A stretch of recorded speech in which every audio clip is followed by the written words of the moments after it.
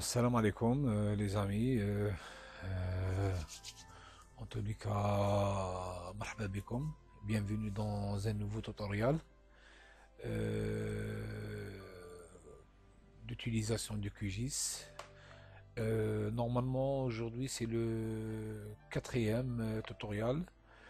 Il va être dédié il va être consacré au étiquetage des entités. On va essayer de voir comment étiqueter des entités sous QGIS avec différentes formes et toutes les options qui viennent avec.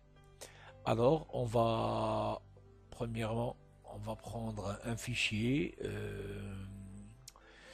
Comme ça, on va utiliser ce fichier, c'est un fichier en polygone, pour essayer de voir comment faire pour l'étiquetage.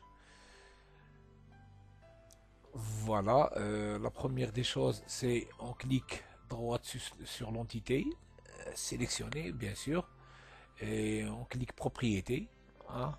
On va voir directement. Ici, on a l'icône, le champ, ou l'icône étiqueter des entités. Premièrement, on voit ici que toutes les options sont désactivées. Bien sûr, c'est parce que on n'a pas l'option étiquetage, elle n'est pas cochée. Et ça dépend des versions de QGIS. Pour cette version qui est 2.18.9, on a plus d'options ici par rapport aux versions précédentes. Ici, on a montré les étiquettes pour cette couche ou étiquettes basées sur des règles. On peut même faire des règles. Les règles, ça concerne beaucoup plus l'échelle. C'est-à-dire, ils vont être apparentes à une échelle donnée et masquées avec une autre échelle. On va faire la manière la plus simple, montrer les étiquettes pour cette couche. On clique, voilà. On voit ici que toutes les options ils sont activées maintenant. Premièrement, concernant l'option, on va voir option par option. Ici, on a l'option texte. Ici, on peut modifier le police comme on veut. On va laisser le police utiliser ici, comme on peut changer d'autres polices.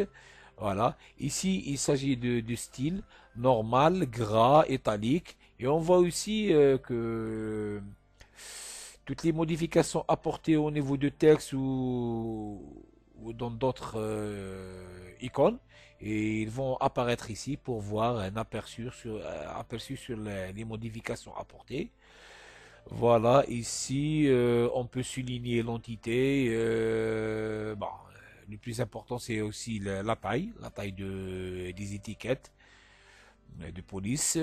Ici, ici, c'est les mesures, hein, unité de la carte par point ou unité de la carte. Couleur d'entité, on peut changer, on peut les mettre en jaune.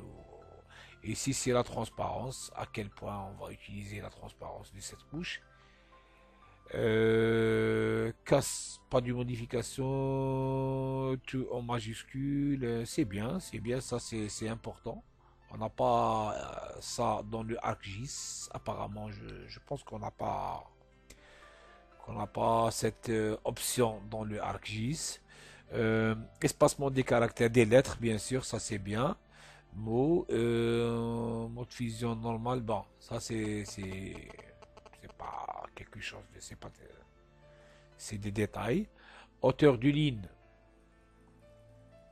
Voilà, ici, quand il s'agit de plusieurs lignes, je pense. Ici, c'est l'alignement du ticket. Est-ce que c'est à gauche ou au centre ou à droite et tout ça. Voilà, ici, ça concerne la zone tampon. On voit ici dans le QGIS, c'est-à-dire si on n'active pas, on coche pas l'outil, et on ne peut pas l'utiliser parce il faut l'activer d'abord. Ça c'est bien. On peut ajouter ici la taille de la zone tampon. C'est bien. La couleur de la zone tampon, comme ça pour qu'elle soit apparaître, qu'elle soit visible. C'est pas comme le blanc avec le blanc. Voilà.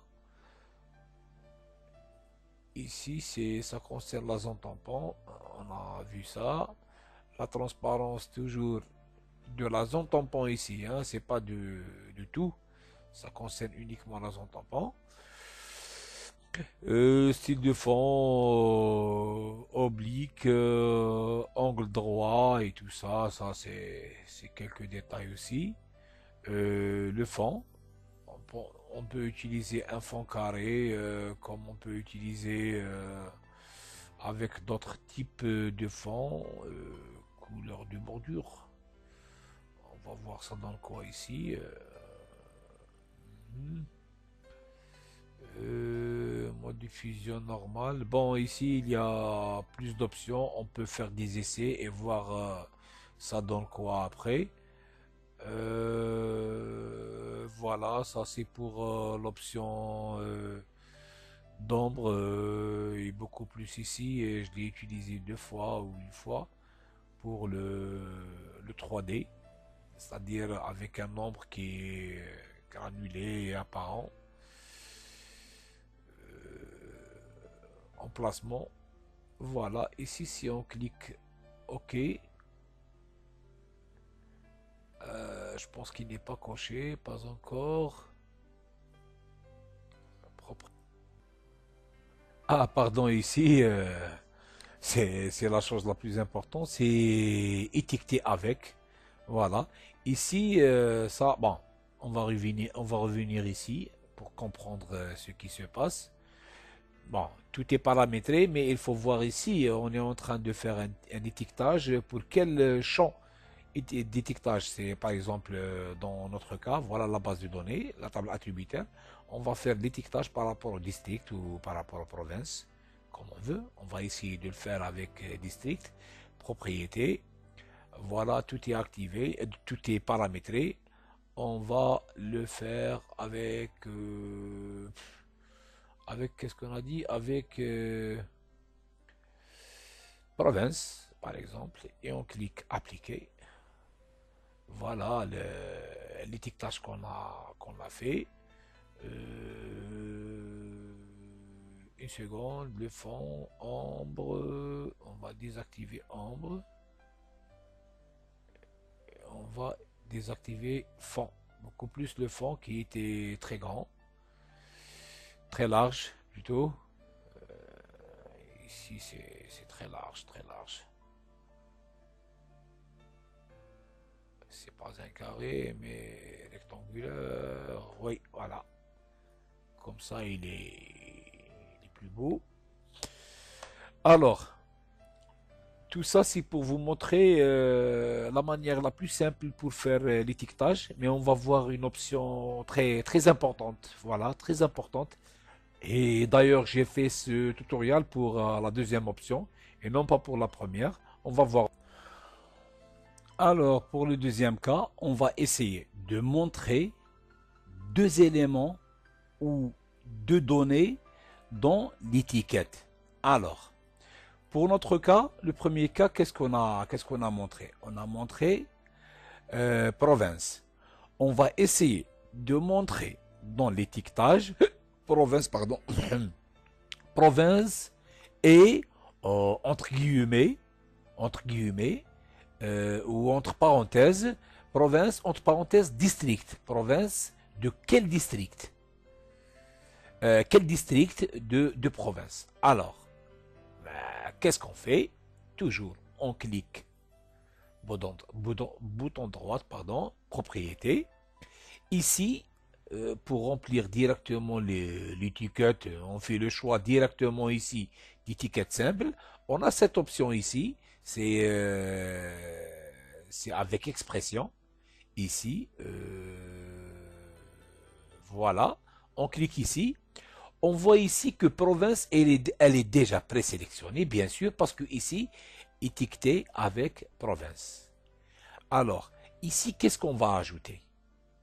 Province, espace. On va mettre deux barres. Qu'est-ce que ça veut dire deux barres dans cette expression? C'est-à-dire, c'est comme on a fait et, montrer. Province et. Et quoi? Et quoi?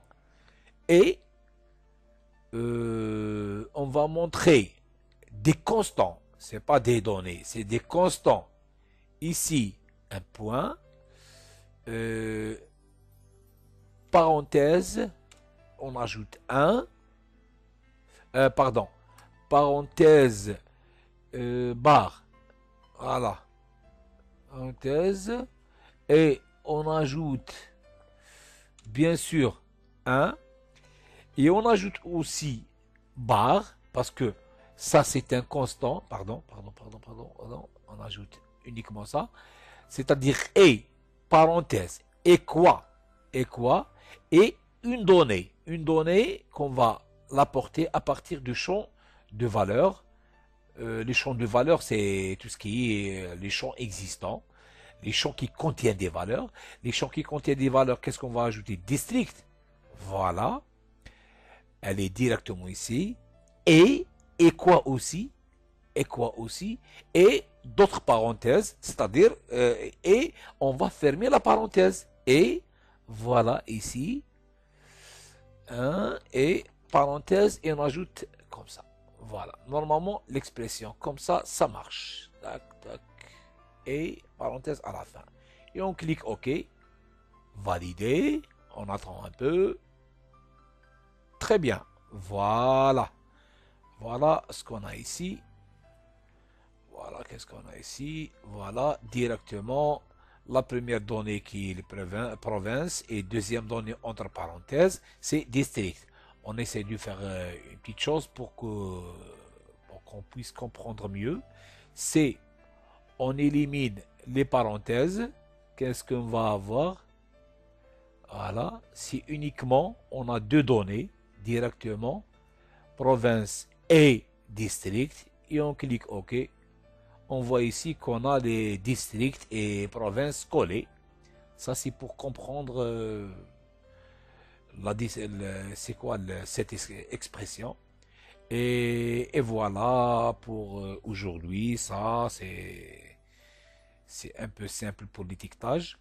Et chaque jeudi, comme prévu, on va voir une ou deux options dans le QGIS.